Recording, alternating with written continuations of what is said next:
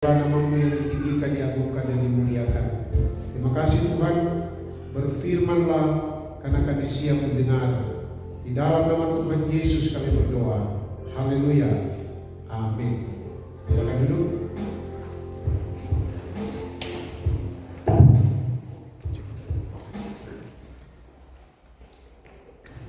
Baik Bapak Ibu Saudara, mari kita buka satu bagian firman Tuhan. Shalom. Shalom. Dalam Yohanes pasalnya yang ke-14. Yohanes pasal 14. Yohanes 14 kita akan baca ayat 1 sampai ayat yang ke-3. Yohanes 14 ayat 1 sampai 3. Saya akan bacakan, Bapak Ibu Saudara bisa memperhatikan di Alkitab masing-masing. Demikianlah firman Tuhan. Janganlah gelisah hatimu, percayalah kepada Allah, percayalah juga kepadaku.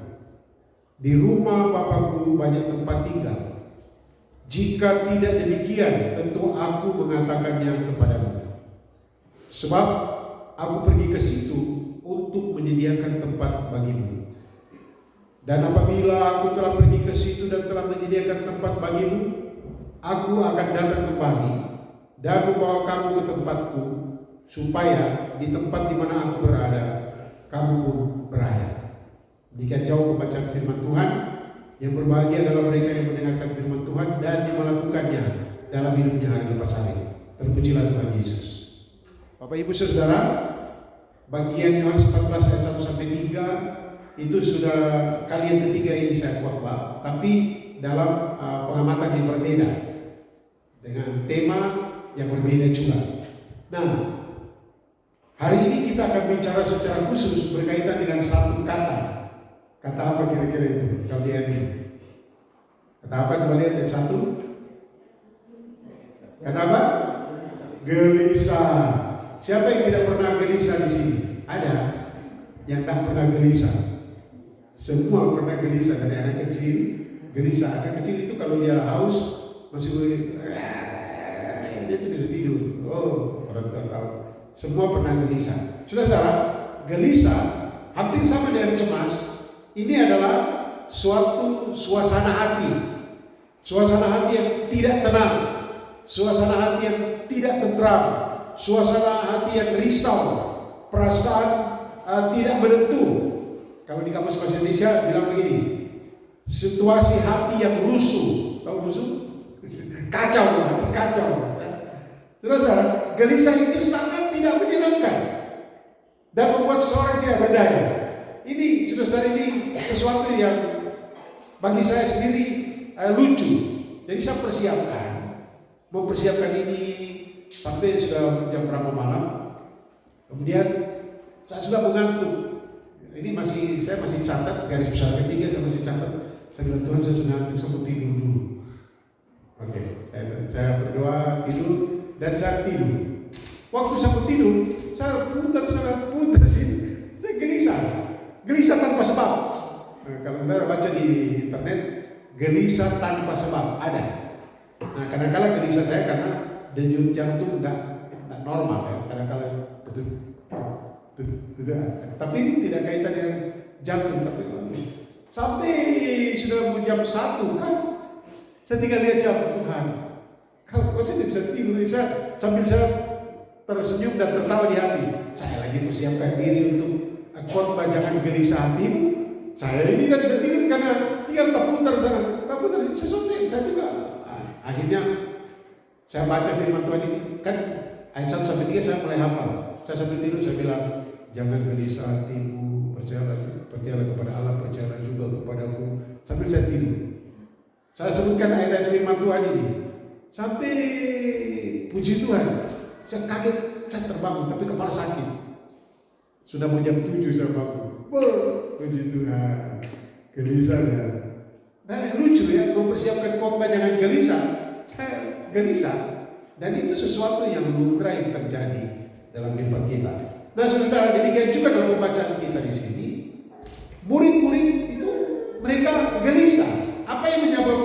mereka gelisah? Kalau kita lihat, ini sebenarnya pasal-pasal berkaitan dengan Tuhan Yesus sedang mempersiapkan murid-muridnya untuk ditinggalkan. Jadi mereka baru saja selesai perjamuan terakhir. Selesai perjamuan terakhir ini, Tuhan Yesus memberitahu, di antara kamu ada yang mengkhianati aku. Siapa? Yudas. Maksudnya siapa? Dia yang setelah itu Tuhan Yesus bicara dengan Yudas. Murid-murid lain berpikir, karena Yudas ini bendahara, maka mungkin ada diskusi apakah dia apakah begitu. Dan Yudas keluar. Padahal Yudas keluar untuk pergi transaksi untuk jual Yesus. Jadi pada waktu Yesus bilang ada yang mengkhianati, itu mulai gelisah mereka. Kemudian Petrus bilang, sekalipun mereka iman jatuh, aku sekali-kali tidak tahu dari Petrus. Sebelum ayat berkokok kau telah menyangkal aku 3 kali. Wah, baik sudah bilang kan, itu gimana? Petrus juga gelisah. Kemudian lain gelisah. Apalagi Yesus berkata, aku akan pergi. Mereka bingung, mau pergi kemana ini? Ya tahu? Ketika orang yang mereka andalkan, yang adalah Mesias, ini mereka berpikir Mesias pada konsep mereka waktu itu adalah orang atau seseorang yang akan membebaskan Israel dari penjajahan Roma, yang akan mengangkat dari kemiskinan mereka, keterpurukan mereka. Tetapi kok ini mereka sama-sama terus menerus sama-sama, dan bahkan dia akan pergi dan ada ancaman-ancaman. Mereka tentu gelisah. Apalagi saudara, banyak orang yang memusuhi mereka. Banyak. Memang ada yang senang berteriak Hosana, Hosana, ya. Tapi ada banyak orang yang membenci ahli Taurat dan orang pada waktu itu. Dan kalau Yesus pergi meninggalkan mereka, gelisah kan? Gelisah. Dan suasana perpisahan selalu menggelisahkan, apalagi ini pemimpin. Nah, saudara-saudara saya kasih Tuhan, secara psikologis untuk kita sekalian, saya keluar konteks kita ini, apa penyebab kegelisahan? Kalau kita gelisah, apa penyebab? Macam-macam saudara. Biasanya kita tidak tahu apa penyebabnya.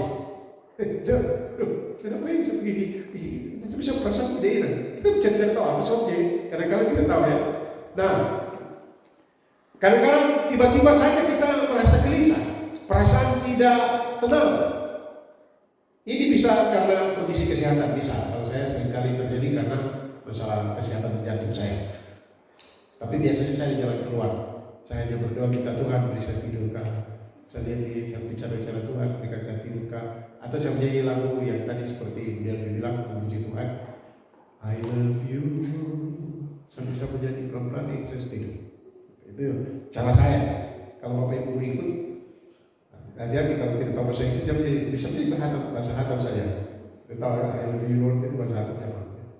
Ku ciptakan rahmat-Mu nyata bagiku. Atau kita menyanyi lagu apa saja.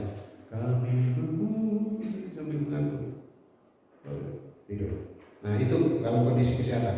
Tapi kadang-kala gelisah itu disebabkan oleh karena kita merasa kecewa dan pura-pura tidak kecewa. Akhirnya saat perasaan tidak enak. Setelah itu, saya kecewa dengan seseorang, atau saya kecewa dengan ini, atau karena kehilangan. Saya tidak yakin kalau seperti Ibu Delvi bilang tadi, yang Pak Yos pergi pelayanan tiba-tiba sudah tidak kembali, kemudian bilang Rizka jangan menangis. Saya tidak yakin kalau dia menangis. Saya juga kalau Ibu Hedi pergi, saya tidak yakin kalau. Saya selalu berdoa, Tuhan, tolong saya jangan dulu pergi kan. Ini kita melahirkan, ini saya tidak bisa membayangkan mereka menangis. Tidak bisa membayangkan. Saya suka pergi kepada Bapak, tapi lebih perlu untuk tinggal untuk mereka, untuk Bapak Ibu Saudara, untuk jemaat, untuk orang-orang yang akan dilayani. Nah itu. Tapi pasti akan gelisah. Kemudian kehilangan tujuan hidup. Kadang-kadang kita jalan, saya bikin apa akhirnya kita tinggal gelisah, tidak tahu apa sebabnya. Dan saudara tahu, ketika kita gelisah, kita tidak tahu akan bikin apa. Kita bingung mau bikin apa. Kepada murid-murid Tuhan Yesus berkata, janganlah gelisah hatimu. Itulah tema khotbah pada saat ini. Janganlah gelisah hatimu. Bapak Ibu saudara yang saya kasih dalam Tuhan Yesus Kristus, kita harus mendengar dan melakukan perintah Tuhan Yesus. Ini kata jangan itu perintah dalam bahasa Yunani, bentuknya imperatif. Ini artinya perintah yang keras. Janganlah gelisah hati. Ini perintah Tuhan Yesus harus kita ikuti, kita dengar. Pertanyaannya, Bagaimana caranya agar hati kita tidak dikuasai kegelisahan? Bagaimana caranya? Apa yang kita buat supaya hati kita tidak dikuasai kegelisahan? Bapak Ibu Saudara yang saya kasih dalam Tuhan, adik-adik, berdasarkan firman Tuhan dalam Yohanes 14 ayat 1 sampai 3, saya melihat ada 3 cara bagaimana kita menghadapi kegelisahan. Dengan baik-baik ini, simak baik-baik. Ini sangat sederhana cara-cara ini. Yang pertama, saudara, coba perhatikan ayat 1. Ayat 1 bilang begini, janganlah gelisah hatimu. Kemudian buka apa? Percayalah kepada Allah, percayalah juga kepadaku. Cara pertama untuk mengatasi kegelisahan ialah percaya kepada Yesus Kristus. Saya percaya. Tetapi ini maksud artinya percayakan hidup kita sepenuhnya kepadanya, seutuhnya kepada Yesus Kristus. Masih berkaitan dengan khotbah minggu lalu, kita yakin, kita percaya Yesuslah yang punya kuasa, otoritas dalam hidup kita. Apapun yang terjadi, Yesus yang tahu, Dia berkuasa dalam kendalinya. Saudara yang saya kasih Tuhan, kita lihat di dalam ayat 1 ini, ayat sebelumnya, saya sudah jelaskan tadi kondisi hati para murid sedang dikuasai oleh kegelisahan. Ini pesan-pesan pengajaran terakhir dari Tuhan Yesus, pasal 14, 15, 16, 17 itu adalah Dia mendoakan murid-muridnya. Tuhan Yesus mendoakan. Sebenarnya ada pesan-pesan Tuhan Yesus mendoakan. Karena apa? Kondisi hati mereka sedang gelisah. Dan Tuhan Yesus berkata tentang pengkhianatan yang akan terjadi. Tuhan Yesus berkata tentang penyangkalan. Saudara-saudara, Tuhan Yesus mengatakan tentang keberangkatannya pergi ke Yerusalem, atau di dalam kondisi itu dia seperti Thomas bilang, ayo kita pergi untuk mati bersama-sama dengan dia. Gitu. Mereka semua menjadi gelisah. Dan ayat 1 bilang begini, janganlah gelisah hatimu, artinya stop itu gelisah. Dalam bahasa Yunani, kata janganlah ini artinya kamu sudah gelisah, tapi jangan biarkan hidupmu dikuasai oleh kegelisahan. Kita harus melawan kegelisahan itu. Seperti saya katakan tadi, siapa di antara kita tidak gelisah? Atau seperti saya khotbah yang saya susun khotbah tadi malam, habis susun khotbah mau tidur sudah mengantuk, pada waktu mau tidur, ini saya gelisah dan saya lawan kegelisahan itu dengan berdoa dan meminta pertolongan Tuhan, dan saya mulai tidur Tuhan sampai tidur. Dan jam setengah 7 kurang saya terbangun. Kita harus lawan, stop gelisah. Caranya bagaimana? Percaya terus menerus. Yesus berkata begini, percayalah kepada Allah. Ini kata Yunani juga, ini dalam bentuk aktif, ya. Terus menerus percaya. Kadang-kadang kan kita percaya pada waktu dalam keadaan senang kita percaya, pada waktu kita tidak senang kita lupa percaya. Atau bahkan kita mulai menyangka, kita kecewa kepada Tuhan. Kenapa kita mau kecewa kepada Tuhan? Kadang-kadang ada masalah, misalnya ada masalah sesuatu antara satu dan yang lain, kita kecewa dengan Tuhan, kita tinggalkan Tuhan, tidak datang ke gereja, atau kita tidak mau beribadah, atau kita tidak mau berdoa lagi. Padahal kok berurusan dengan orang lain, tetapi itu yang manusia lakukan kan? Apalagi kalau kecewa dia yang namanya majelis kan, gembala kan, tiba-tiba dia sudah tidak berdoa lagi. Satu kali saya pernah cerita di sini juga. Saya ketemu dengan seorang gembala, dia sudah melayani lagi. Kemudian saya cari tahu kenapa gembala ini tidak melayani lagi. Bahkan dia minta maaf, dia sudah minum, sudah mulai ngomong lagi. Dia bilang anaknya meninggal, rubuh, kena kayu yang roboh. Jadi mereka tebang dan jatuh anaknya mati. Dia marah dengan Tuhan. Apakah pantas marah? Apakah saya kira tidak. Dan akhirnya saya layani, puji Tuhan. Setelah saya layani, semoga beliau dalam saudara. Itu peristiwa ini sudah lama ya, tahun 90-an. Saya baru datang di sini tahun 20-an tahun lalu. Saudara yang saya kasih Tuhan. Tetapi juga di sini dalam ayat 1 ketika Yesus berkata, percayalah kepada Allah, percayalah juga kepadaku. Di sini Tuhan Yesus sedang mengatakan kesejajarannya dengan Allah. Makanya dalam ayat selanjutnya Yesus berkata, akulah jalan kebenaran hidup, tidak seorang pun datang kepada Bapa. Jadi ada Allah, ada Yesus bilang akulah, kemudian Bapa. Dan kata akulah dalam bahasa Yunani di sini Yesus berkata, misalnya akulah jalan dan kebenaran itu ayat 6. Yesus berkata begini, akulah, aku ada, aku selalu ada, aku tidak pernah tidak ada. Ini kata dari kata Yahweh atau YHWH, dia selalu ada. Ini bicara tentang Tuhan.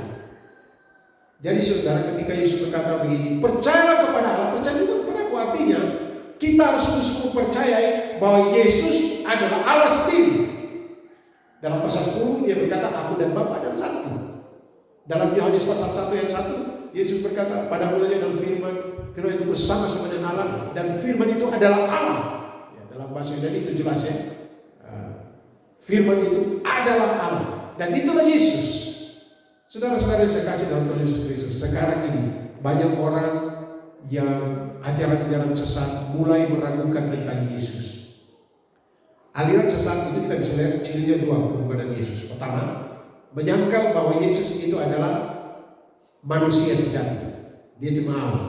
Nah, itu sesat. Itu kita bisa lihat di 1 Yohanes, 2 Yohanes, dan 3 Yohanes.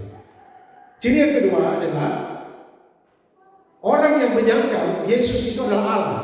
Dia manusia, tapi dia bukan Allah. Dia menjadi Allah murni. Itu sesat. Dalam dasarnya apa? Adalah tidak percaya tentang kebenaran Alkitab. Tidak percaya bahwa Alkitab adalah firman Allah tanpa salah. Dan saya ingin menjelaskan kepada saudara, percayalah kepada Yesus Kristus. Dia itu Allah. Bagian-bagian lain mengatakan, bahkan di permulaan Injil Yohanes, dia adalah pencipta. Ya, kalau pencipta, siapa lagi yang bukan Allah? Itu cara pertama. Kalau kita mulai dikuasai kegelisahan, percaya kepada Yesus.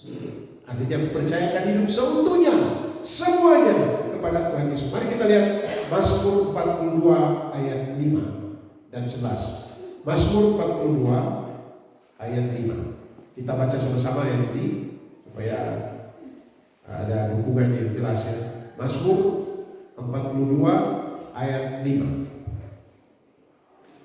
Kita baca sama-sama. 1, 2, 3. Inilah yang hendak ku ingat sementara jiwaku gundah gulana.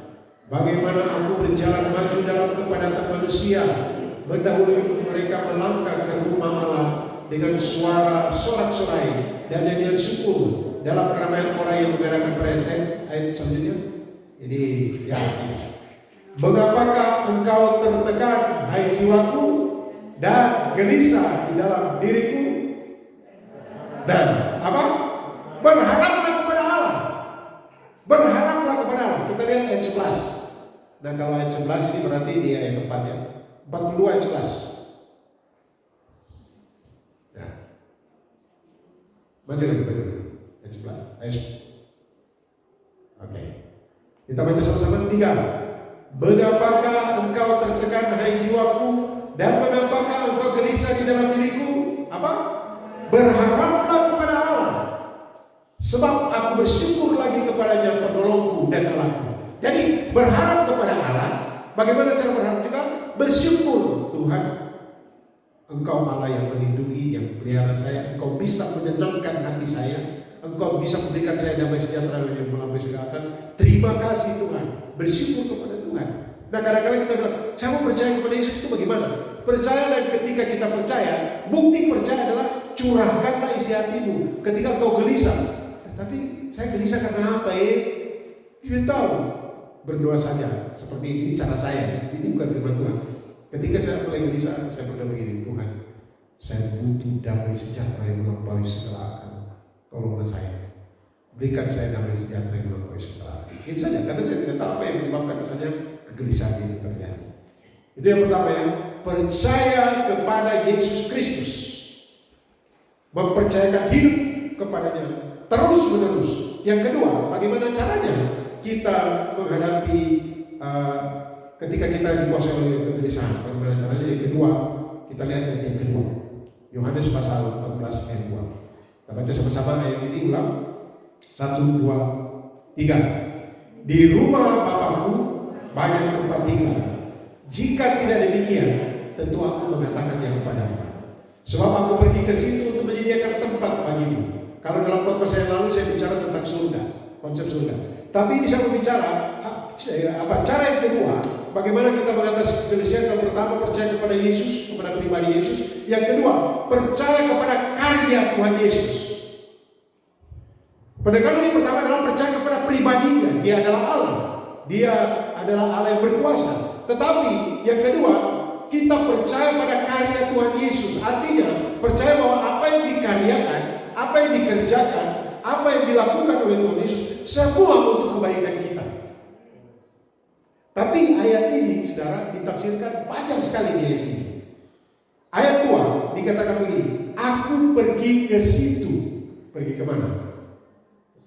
Surga, bisa itu. Karena ayatnya ke 3 sampai ke 6. Pergi kepada Bapa. Tetapi kata pergi di sini, saudara, ini bicara tentang kepergian Tuhan Yesus ke surga, menyiapkan tempat bagi orang-orang percaya. Ada prosesnya. Penekanan kata pergi di sini prosesnya. Bagaimana dia pergi kepada Bapa menyiapkan tempat bagi orang-orang percaya? Itu dimulai dia pergi ke Yerusalem, menyerahkan dirinya, menderita sengsara, mati dan menjalani via dolorosa ke salib, tergantung di kayu salib, mati di kayu salib, diolok-olok ya di sana, dihina, dosa seluruhnya ditimpakan kepadanya, dan dia mati menyerahkan diri. Ya Bapa, ke dalam tanganmu kuserahkan nyawaku. Kemudian setelah itu dia turun ke dalam kerajaan maut, dikuburkan, tapi bangkit pada hari yang ketiga. Nah sekarang dalam kebangkitannya itu 40 hari dia membuktikan bahwa dia bangkit dari orang mati. Dan hari Kamis kita akan merayakan dia naik ke surga, naik ke surga kembali kepada Bapa di surga. Jadi proses pergi menyediakan tempat itu adalah pengertian dari kata pergi. Aku pergi menyediakan tempat. Dan Tuhan Yesus, kan dia belum mati waktu itu, tahu cerita-cerita. Aku akan pergi ke rumah Bapa, menyiapkan tempat bagimu. Makanya Thomas tanya di dalam ayat yang ke-4, coba kita lihat ayat 4. Ayat 5, tapi kita baca dari ayat 4. Dari ayat 4 kita baca 1, 2, 3. Dan kemana aku pergi, kamu tahu jalan ke situ. Ayat 5. Kata Thomas kepadanya, Tuhan, kami tidak tahu kemana engkau pergi, jadi bagaimana kami tahu jalan ke situ? Dan ayat 6, kata Yesus kepadanya, akulah jalan dan kebenaran dan hidup. Tidak ada seorang pun yang datang kepada Bapa kalau tidak melalui aku. Sampai situ dulu ya. Jadi kita akan membahas ayat 1 sampai 3 dulu. Jadi ungkapan ayat 2 dikatakan aku pergi ke situ, bukan hanya menjelaskan tentang kepergian Tuhan Yesus ke surga, menyiapkan tempat bagi orang-orang percaya, tetapi juga menjelaskan tentang prosesnya dari penderitaan, kematian, kebangkitan. Itu prosesnya. Itu baik ke tidak? Baik untuk kebaikan kita. Bayangkan mau ditinggalkan dan mereka bilang jangan pergi. Bahkan Thomas bilang begini, mari kita pergi mati sama-sama dengan dia. Ini bentuk-bentuk kegelisahan saudara.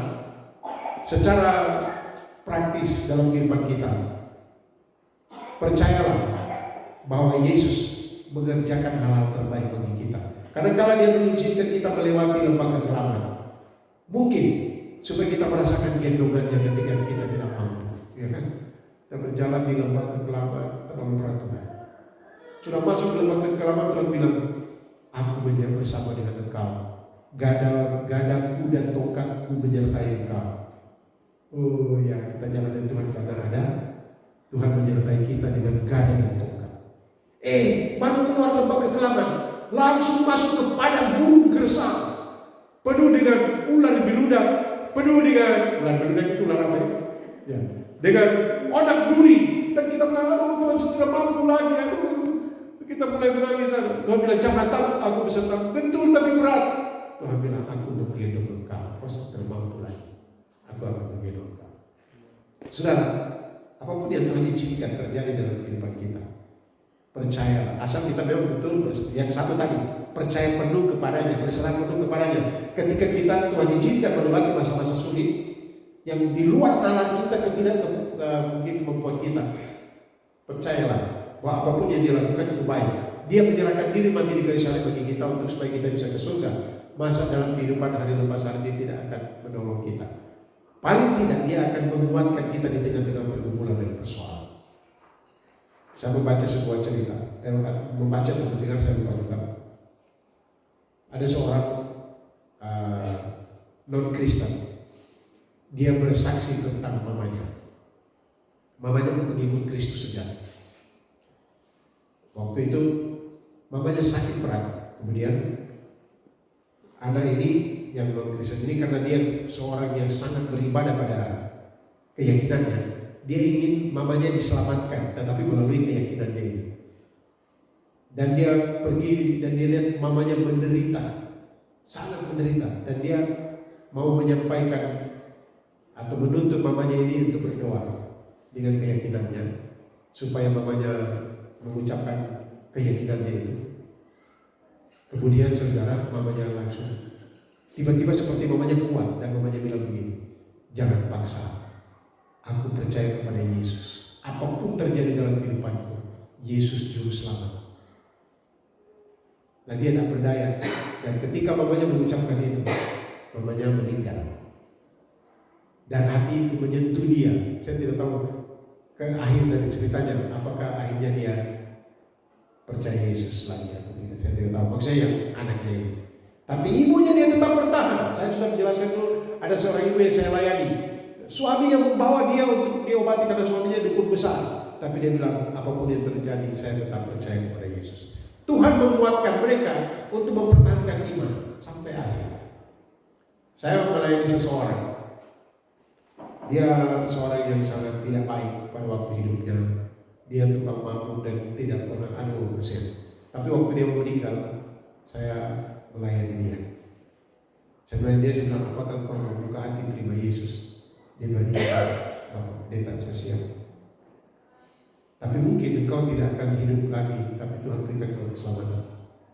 Dia bilang tidak apa-apa itu ya. Dalam hatinya, iya saya mau berdoa saja. Buka hati Yesus. Beberapa kali ya, saya melayani orang, sampai setelah selesai berdoa, mereka buka hati, meninggal. Langsung meninggal. Jadi orang bilang, jangan pakai Pak Gembala nanti meninggal. Udahlah, ada saatnya. Karena pada waktu itu Tuhan memberikan saya perasaan yang aku mungkin bilang nanti dia semua pergi, lebih baik yakinkan dia. Ya. Tapi cuma satu yang anak-anak bersuka cita ketika bapaknya meninggal. Karena bapaknya ini saya injili 3 tahun tidak mau bertobat. Sudah minta maaf, dia sudah lumpuh, buang air besar kecil di situ, dan masih menghina-hina Tuhan lagi waktu kami injili. Saya layani, dia bilang, tidak percaya. Tuhan itu tanah. Kita makan dari tanah, kita buang ke tanah, kita mati juga dari tanah. Jadi Tuhan itu tanah. Bayangkan. Tapi hampir setiap hari Jumat, Sabtu, Minggu saya pergi. Hampir tiap minggu saya pergi ke layani. Satu kali anaknya bilang begini, Mas, bapak saya itu sudah kelihatannya sudah tidak bisa lagi. Jadi Mas tolong supaya bapak saya percaya Yesus. Saya adalah mati Bapak Ibu. 3 tahun saya jadi dia hina Tuhan itu bagaimana? Sampai saya langsung bilang, Bapak, apakah kamu mau bertobat? Saya jelaskan tadi. Iya, dia bilang, iya, saya mau buka hati untuk Gusti Yesus.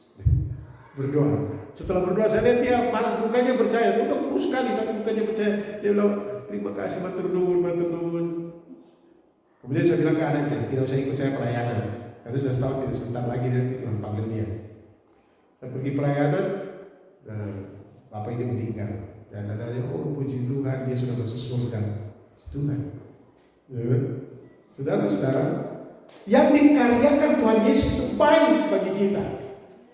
Yang dikerjakan itu baik. Katakan kiri kanan, Tuhan Yesus baik. Amin. Kenapa orang-orang bilang Tuhan Yesus baik? Baik bagi saya dan bagi kamu. Itu.